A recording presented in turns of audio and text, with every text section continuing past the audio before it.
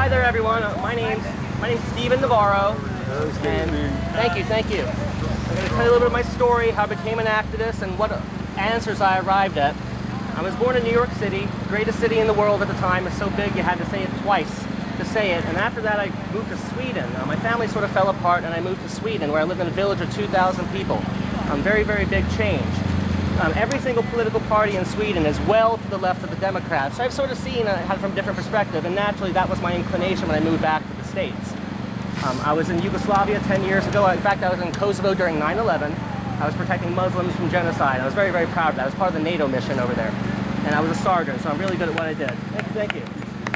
So after that, one of the first things I did was I went to this hippie festival called the Rainbow Gathering. Anyone heard of that? It's a wonderful, wonderful assembly of people. And anyway, I met some people that had been in Seattle during the World Trade Organization riots. And they told me really, really messed up stories. That happened because the internet was organized that we could actually talk to each other and meet up.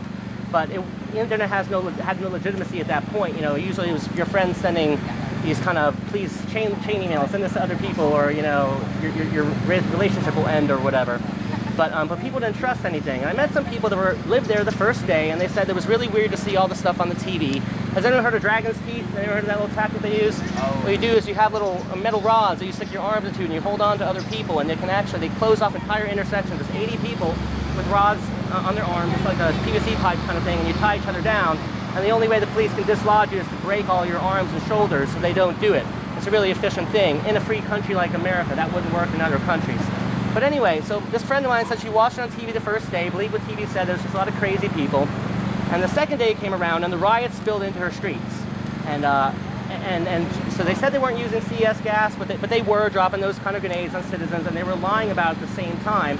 And Connie Chung was right there on TV, saying, in front of Starbucks, saying it's a war zone here. And if you move the camera to the left or the right, it was those two adjacent businesses were totally okay. The Starbucks is tragically at that point got a lot of bad blame back then. Now people like Starbucks for some reason.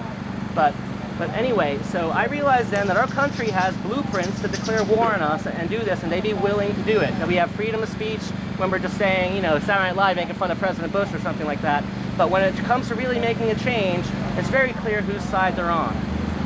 And I swore an oath to uphold and defend the U.S. Constitution. I saw the things were going on wrong, and I thought I was the only person in the country in 2003 that had these feelings. And it took a financial crisis to get us all on the streets out like this. But I'm very, very happy that all this stuff is going on. I protested the Iraq War. I was in Raleigh, just like everyone else went out there to their state capitals and protested all over the whole world. But the wars happened anyway. And I had a feeling that maybe that isn't the best way to fix things. I decided to educate myself as much as possible. And my entire adult life has been to research and see what these things are about, because I knew that we were eventually going to go bankrupt. You can't do this forever, but I didn't understand all of it. And now I'm going to address a little bit why, make sure not this movement get co-opted by anyone who wants to join it later. So first off, I got a question. Does anyone know what the definition of politics is? Give me a definition. Have you heard the whole thing? Poly means many and ticks means blood-sucking animals. Have you ever heard that one? A lot of things happening at one time. What's that? A lot of things happening at one time. No, but a definition. What is politics? Plato said it was a vulgar knowledge. That's philosophy. So what is politics? What does the word mean? Politics? It doesn't mean that. What does it mean? Unified, maybe multiple, unified, I don't know. People say it like that. What's that? What does it mean? Well, it does not mean the common good or something. It means who rules over whom. That simply is what it comes down to. Who decides how other people live, and we know that right now we just get the same foreign policy all the time. They trick us with abortion and stuff like that to separate us from each other.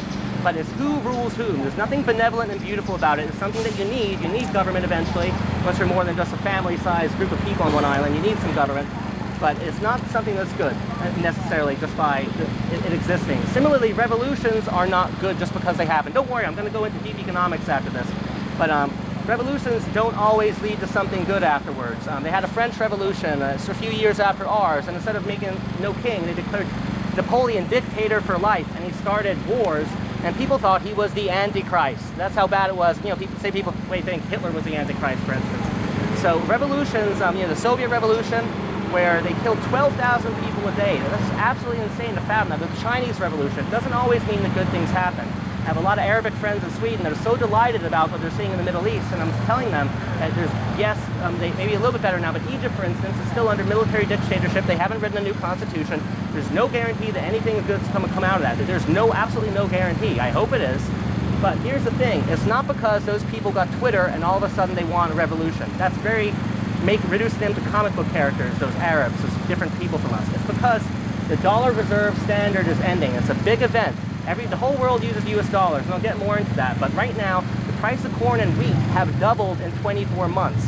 If you live on a few dollars a day, that's going to force people out in the streets and overthrow their governments. Again, it doesn't mean that something good will come from this, but probably will, because the internet is there. We have better ideas. We can share things more with each other. And again, it's a gross oversimplification to do that. And whenever a movement starts, I wrote a little bit about this, politicians want to get in the front of it, pretend they're leading the parade. And an example of that is, let's say, civil rights or gay rights. They pretend like if it weren't for them, we wouldn't have these rights, when really it was them who passed laws in the beginning, making blacks and not whites not be allowed to marry each other, or classifying homosexuals as mentally ill. In Sweden, interestingly, since it was classified as a mental illness in the 60s, you could actually call in sick in socialism and you could just say, I'm feeling too homosexual to go to work today. And homosexuals started doing that on Tuesdays, and then the government changed that law. So it's a good example of how activism can come across like that. But government is not the ones that give us these things. It's more natural. Most people naturally know that people should be able to live and let live. And as long as they're not hurting anyone else, like I don't mind if people are gay, but I don't want them to force themselves on me and ambush me in my apartment. That'd be really unpleasant. And that's pretty much all you need about it. But our government has separated us with the whole gay marriage thing and the whole abortion thing. So similarly, the people who want to get in front of this parade, we can't necessarily trust that even if their intentions are good, that their answers are right. Nobody knows. I don't think we need to rush to having our demands. We can talk about this. There's no imminent crisis right around the corner. We can actually talk about some stuff for a while. And I don't like the call and response. Let's make this 4 times bigger. Then everyone responds. Let's make it 4 times bigger. We need to talk about all these ideas. But this movement cannot be about LGBT issues or Tibet or freeing Tibet or figuring out how Israel should divvy up its land. That cannot be what it's about. At the same time, everyone's nodding on this one, but you're not going to agree with this one as much. You can't believe that you can do this without somehow having the Tea Party people involved in what we're doing. We're not 99% unless we figure out what we have in common with them, who we have been divided from. Now, during the Bush administration, anti-war protesters were painted as anti-American. I saw it in TV all the time. Yes? Okay, usually I'm doing this, now I'm doing this. Yes, sir. Go ahead. Slow down, please. Okay, what do you want me to repeat? Help me out. Oh, you're fine. Okay. Yes, I'm sorry, everyone. I get very excited. I've never done this before. Yeah, I think a bunch of people got the same, but it's definitely very good information. You just want to hear. Sure, I'll slow it down just a little bit. So, what was I saying? The Bush, the media, mainstream media portrayed anti-war protesters as anti-American, and most people believed it. Similarly, the Tea Party was painted as being all racist. There aren't that many racists left in the country. There are lots of them, but they're especially not in big cities, maybe in small towns. But anyway, we believe what the media said about them, and the same way that people are believing it. Everyone I'm telling I'm coming out here to, they think it's all nuts on parade and nothing useful is coming out of here. And you are all better than the 95% of people who are still watching football on Saturdays. Our country is falling apart. That's why this is happening. And you're doing something very important. But just understand that just because something sort of makes sense and the slogan sounds good, it's not necessarily the way we need to go. And the example I have with this is I want you to be open-minded about what I'm going to share with you about economics, because it's not what they say on TV. And those people have failed us. Is that the Black Death, the plague in Europe in the 1300s, killed 1/3 of all people. And nobody knew where it came from or why it happened. They didn't understand that it was rats and fleas and stuff like that. They even killed cats to solve the problem because cats were associated with Satan or something like that. They should have let all the cats eat all the rats. So no one knew why these things were going on. And we have solved a lot of those problems. We figured out sanitation, how to build big cities. We solved a lot of these problems. But there was a problem that no one knows how to solve. And when I was a kid in Sweden, there was a big housing bubble that happened, and a lot of people lost a lot of money. Not enough to destroy the entire nation and during the bankruptcy. They didn't have a shopping spree at the same time. But I wondered, even as a kid, where do these bubbles come from? No one knows where they come from. How come all of a sudden every single entrepreneur builds the wrong thing, goes into the exact same business at the same time? And I'm going to address that with Austrian business cycle theory. But we're no smarter than the people from the 1300s. We're just privileged enough to be born in this really, really wealthy and time of full of prosperity and all these advancements. We are no smarter. So we have a lot of superstitious ideas about how an economy works. that we also need to fix. But, yes, a little louder? Okay. And about the activists that are here, maybe trying to take charge or co-opt it, these are the same people who protested the war under George Bush, but when he wasn't president anymore, they didn't protest the war anymore. The war is totally okay nowadays because he has a little better language, Barack Obama, but there's no more protests. There used to be several intersections here in town on 7th and Hawthorne, on East and Kenilworth, where people stood with signs every Friday. It was not an anti-war movement. It was an anti-Republican movement. We have to differentiate. The people that are coming here just want their people to be in charge in politics, handing out the loot, the status quo. And again, the biggest issue is foreign policy never changes. Civil liberties always decrease over time. It's just, we have been on that trajectory longer than our